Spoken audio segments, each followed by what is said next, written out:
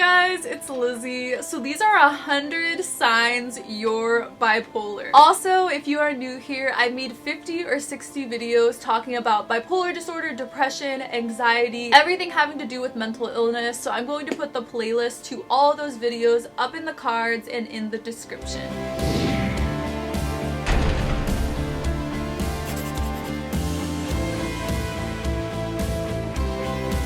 You felt manic and depressed at the same time. You've gone off meds impulsively multiple times and you're not even sure why. Sometimes it is common for you to sleep for 15 hours straight. When you're more manic, you talk really fast and often people cannot even hear what you're saying. You're extremely impulsive. You go from being a really good student to failing all of your classes within a single semester. You suddenly wake up in the middle of the night after 3 or 4 hours of sleep, are so awake, so energetic, so excited to start the day. Other times you feel so exhausted and fatigued in the morning no matter how much sleep you get, and it feels physically impossible to get out of bed. Sometimes you cry because you feel so much emotion so strong. It's not even sadness, it can be thankfulness, peace, being in love, anger. It just feels like so much emotion. You cannot wake up to alarms. You are misdiagnosed as just having depression for years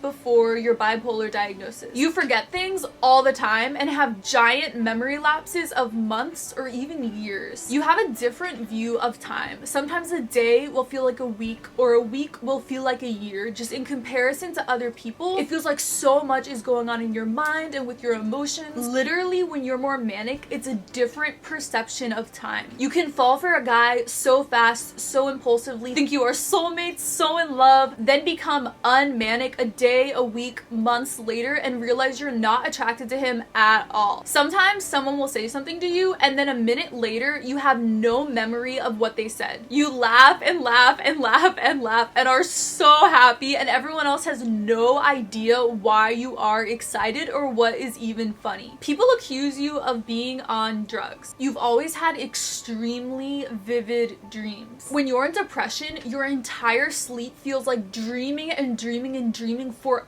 hours, and it often feels like it's more alive, or your life is more real in your dreams rather than when you're awake. And the depression dreams are often really monotonous, like checking emails, making food, making appointments, and often you'll get confused in your actual life because you remember doing it in your dream and that feels like reality. When you're going manic, sometimes you'll have these insane vivid nightmares, anxiety dreams, watching people die in these horrific ways, just really intense, long, detailed anxiety nightmares. And contrary to what a lot of the older research says, a lot of these nightmares are not caused by the medicines but are ingrained into how the actual episodes manifest. You have spent hundreds or thousands of dollars all at once in a single day, and then a few days, a few weeks later, do not even like what you bought. You physically start running away from people because you're so excited or because you're so hurt. You've broken up with someone not because you don't want to be with them, but because you want to protect them and believe that who you are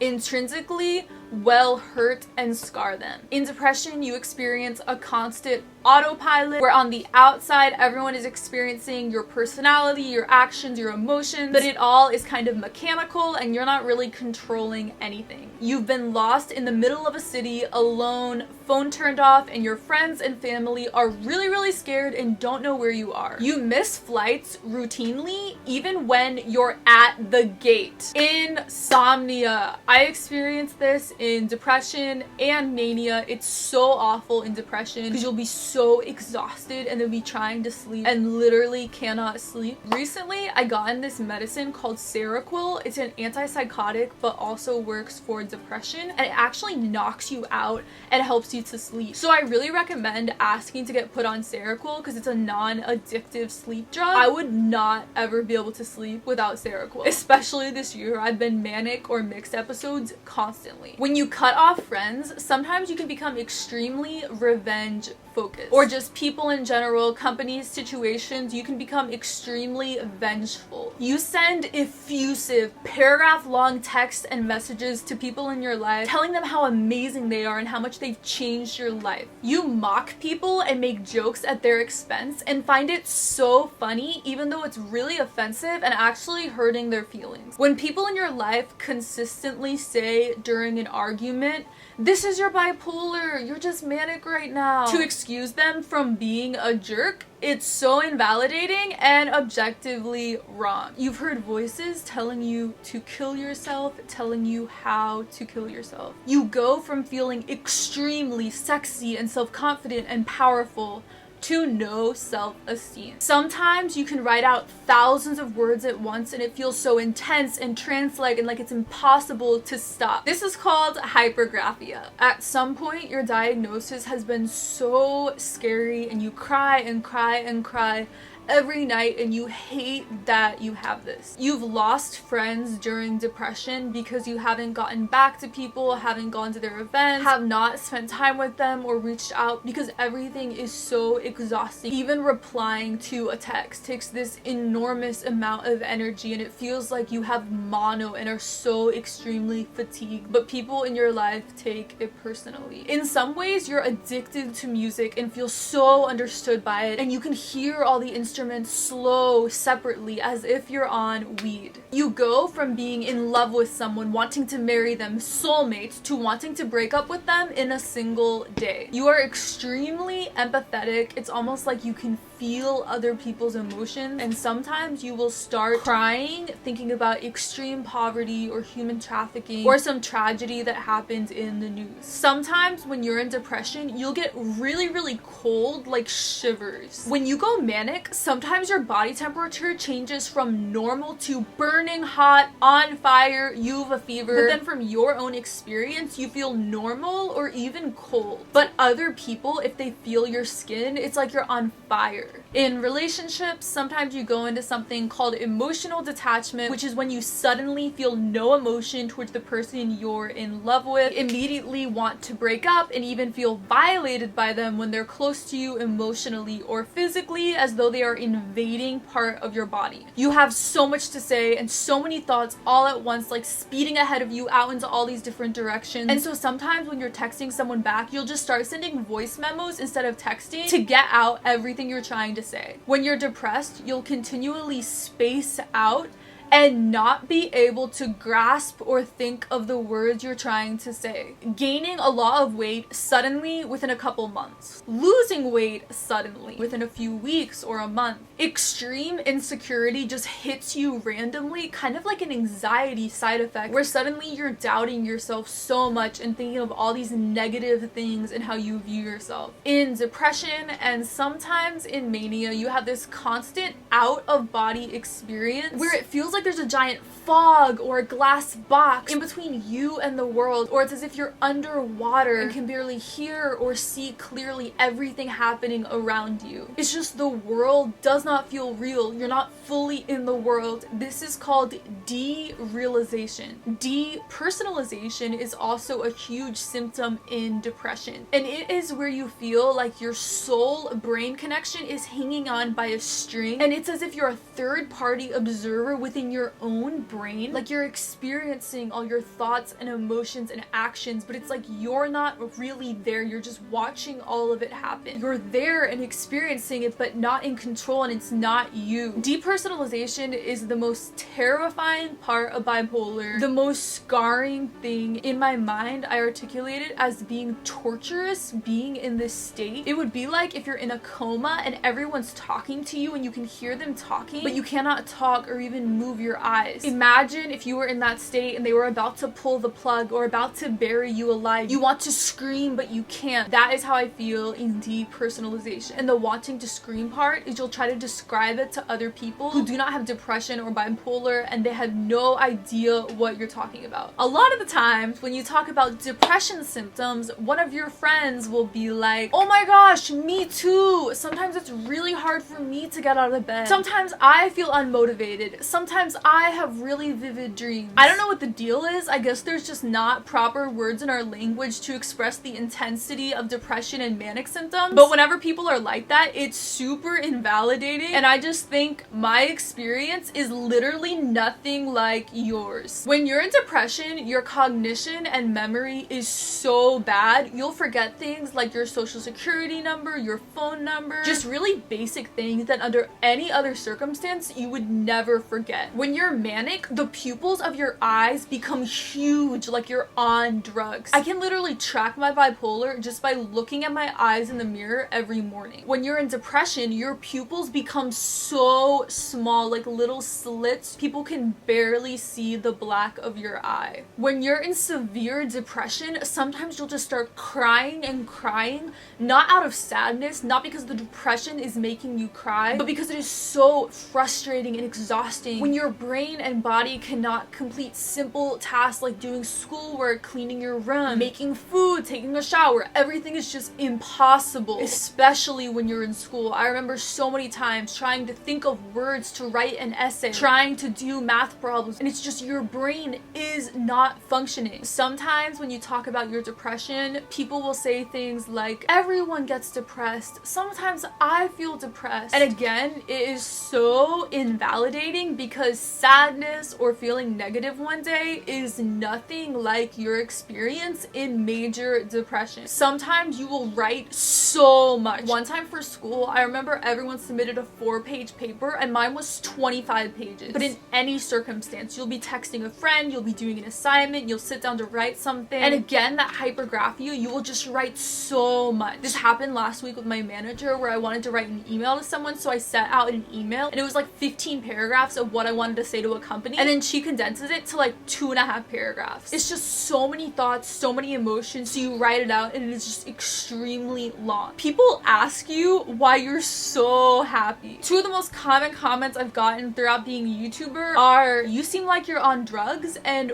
why are you so happy? A really odd example of this, after my grandma died when I was in high school, I was so sad and crying so much. But when my family was at her house clearing out her house, I remember singing and dancing and being so happy, even though days ago I had been crying and so upset that she died. For weeks or months at a time, you will continually forget to eat and even lose all hunger signals in your body. And then you will be starving later and binge uncontrollably on food. You've been fired by multiple jobs or will just quit really impulsively. You get in fights with top administrators at your school, try to get people fired, and sometimes get super angry at businesses, organizations, administration. I think this may be caused by a Mission Impossible attitude, feeling really angry at injustices, having a revenge-focused attitude, just being really determined and intense when you feel like you've been wronged or you feel angry about something. You have had visual or auditory hallucinations. Sometimes you are texting or calling people in the middle of the night. Often for me, I'm staying up really late because I have insomnia or I'm just manic. This goes along with the super long effusive text. I'll just be laying awake and be writing paragraphs to my best friends of how much they've changed my life, how amazing they are, how grateful I am to them. You've done things that can get you arrested, even though most of the time you're a rule follower. You crave alcohol and have had times where you drink alone and have used it to either feel happy when you're depressed or to feel more normal and less sped up when you're manic. You've broken up and gotten back together with your boyfriend or girlfriend multiple times. Some people you've been in relationships with describe it as a roller coaster and are continually confused how you even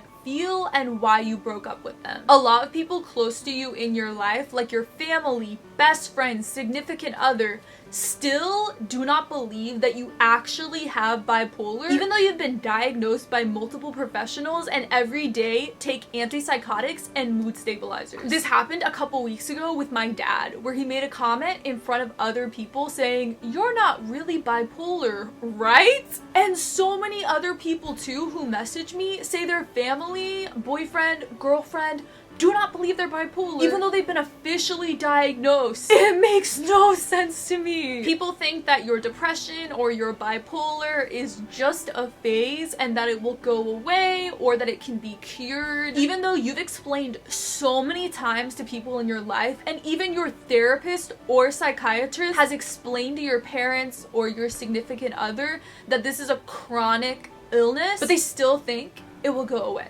You've blocked a lot of people on your phone. Or maybe that's just me. You cut off people in your life more than most people. And it's kind of the way you cut off people.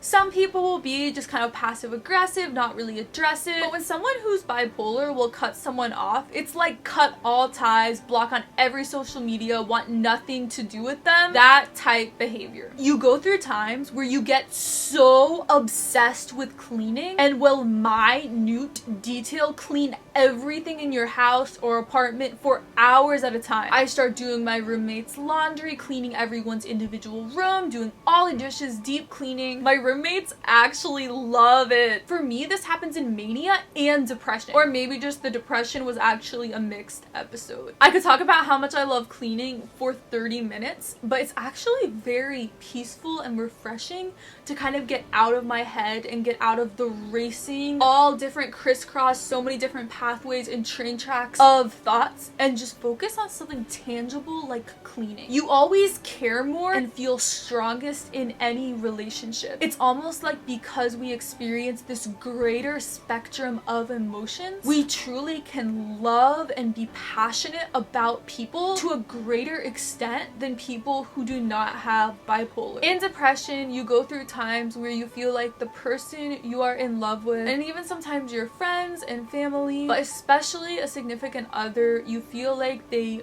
don't love you, don't care about you, and even want to break up with you. You just start overanalyzing things and seeing things from a different perspective, taking minute parts of their behavior and reading things into it. And even though at the time I know it is so illogical, and only because I'm in slight depression or major depression, I still believe that they don't want to be with me, that they're going to break up with me. Sometimes you will get so impulsive and so angry until you'll tweet something or say something on social media. It permanently ruins my reputation with some of my subscribers. I'll be so mean to someone and then immediately regret delete. But then since it's public, since it's the internet, it's permanent, people saw it. And regardless of how much you explain that in bipolar, a lot of times stuff like that is outside of your control, you had no volition to not say that, people will permanently have a negative image of you. People have asked you before or assumed that you are on drugs or you are drunk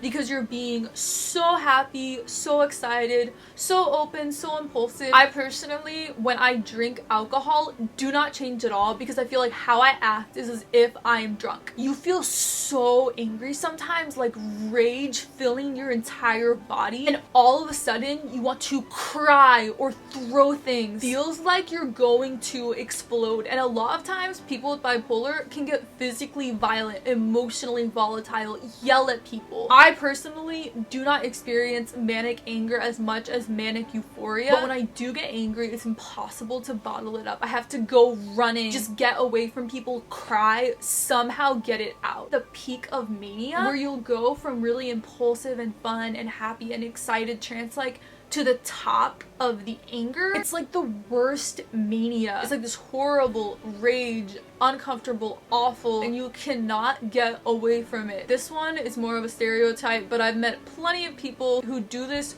during a manic episode where you will cut off all of your hair, shave your head, shave your eyebrows. That's just something really common in manic episodes. Classic example is Britney Spears. She's bipolar. That was manic. That's actually a motivation for me to stay on meds because I have impulses sometimes to cut off all of my hair, and it terrifies me. Also, I've seen people who will change their hair, color their hair just super impulsively. In depression, you don't want to leave your bed because it feels so comfortable and safe and everything else feels scary and not comfortable. Your roommates or family get mad at you because you do not do dishes, do not clean up your room so much when you're in severe depression, and people take it so personally and think you are being lazy, when in reality it's like there are extreme weights on every single part of your body. Like there's a wall blocking you from doing anything. It is mentally, physically impossible for you to do tasks like this. It's this huge exertion of energy. In relationships, you can be really sexual, hypersexual. Sometimes people will hook up with a ton of people. For me, I'm actually a virgin. I'm not gonna have sex until I'm married, but the way it plays out in relationships is I will literally want to make out for 3-5 hours at a time, and just really intense sexual. Even in my relationship, it's kind of been a problem. I don't want to say this, I don't want to be misread, but kind of with consent, where it's like you're so intense, wanting to be physical all the time, and need to really try to be aware of the other person and how they're not as hypersexual, sexual, turned on all the time. I find the way I dress is way sexier when I'm manic, and I'll go on manic shopping sprees and buy so many really sexy clothes that I normally wouldn't buy. I actually get a lot of hate on my channel and my Instagram for how I dress, and a lot of times the reason I have those clothes is because I go on giant shopping sprees when I am manic and will buy sexier clothes. So that's just kind of what I'm left with to wear. If you're properly taking care of yourself, you have a really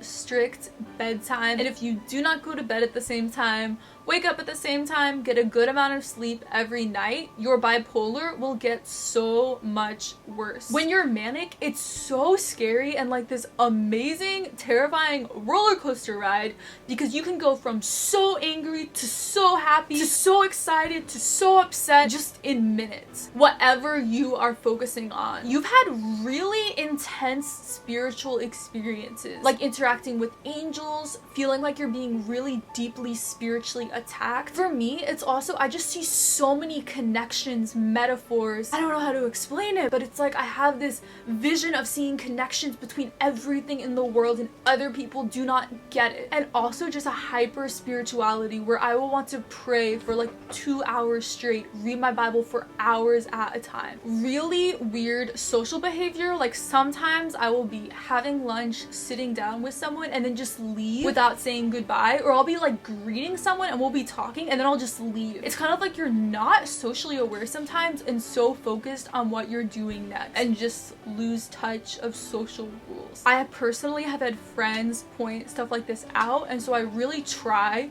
to be normal in social situations. Randomly, usually in the middle of the night, having this sudden idea and excitement and energy towards rearranging all the furniture in your house, repainting all of the walls, just giant projects, and you'll feel this huge inspiration working constantly. And like the cleaning thing, sometimes this can be extremely productive. Starting projects, sometimes I'll literally write half of a book in like a week when I'm like this. So for me, I've really learned to try to fuel the mania towards something that is productive. You've gotten in car accidents before because of your bipolar, either recklessly speeding, literally not seeing a red light, not realizing you're breaking traffic rules. I've even met people who have said they have visual hallucinations while they are driving. Just a lot of different things make driving extremely dangerous. I personally never drive unless there are other people in the car who can kind of double check and help me with driving, but especially if I'm manic or off meds, I try to never drive. This is one of my favorites. So when you are manic, it is like you're on cocaine, because your body becomes physically stronger. Like if you go to the gym,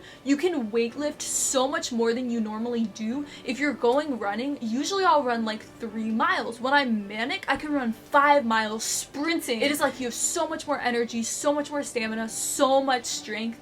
You can get the best workouts in. I don't know if this is everyone, maybe it's just me, but it's kind of when you have an authority problem and do not like following rules, kind of like a vindictive thing going on as well. This is kind of related to the whole doing things that can get you arrested. I think when you have no impulse control and are not thinking about the consequences of things, and can also feel really angry, huge injustice, it can just lead to situations where you do not respect authority or laws. Sometimes times you will get so immersed in work and literally lose track of time. I will be editing constantly or writing constantly, and the sun will literally go down. So like I don't have the light on in my room, and then my roommate will come home and be like, why are you working with the lights off? And I literally did not realize that the sun went down or that 9 hours have passed. A lot of times your follow through on projects and ideas can be really bad, because when you go manic, you have so many ideas, so many new projects to start, so much inspiration, but then you become less manic or just lose that inspiration. So I know for me, I always get all of these really intense video ideas, really intense writing ideas. With my YouTube, I'm kind of able to fuel that. So I'll have like 30 video ideas all at once, but a lot of times I'll have really creative visions for different videos or just for different things in my life, but then never have time to actually follow through. You've had manic times where you have kind of a complete memory loss from the experience,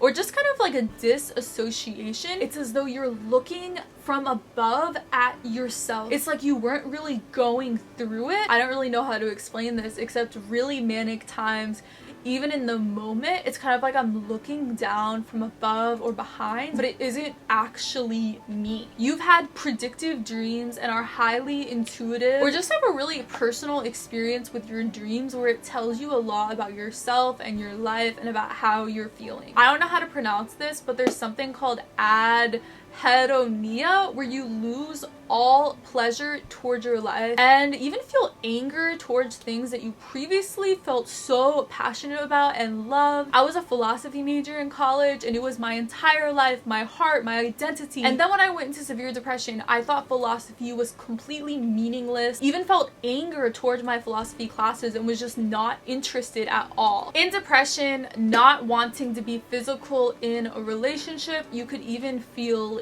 used if you are physical with the person, probably because you feel that emotional detachment going on. And this is just the opposite of the hypersexuality that you have in mania. And 100, doubting you are bipolar for so long after you are diagnosed. I had that experience. So many people I talk to on here have that same experience of just doubting and invalidating the diagnosis. I found that within a year it finally went away. In researching more, understanding it more. I love you guys so much. Remember, if you want to watch more of my bipolar videos, check out my playlist of all my bipolar videos linked in the description. I love you guys so much, and I will see you in my next video. Bye!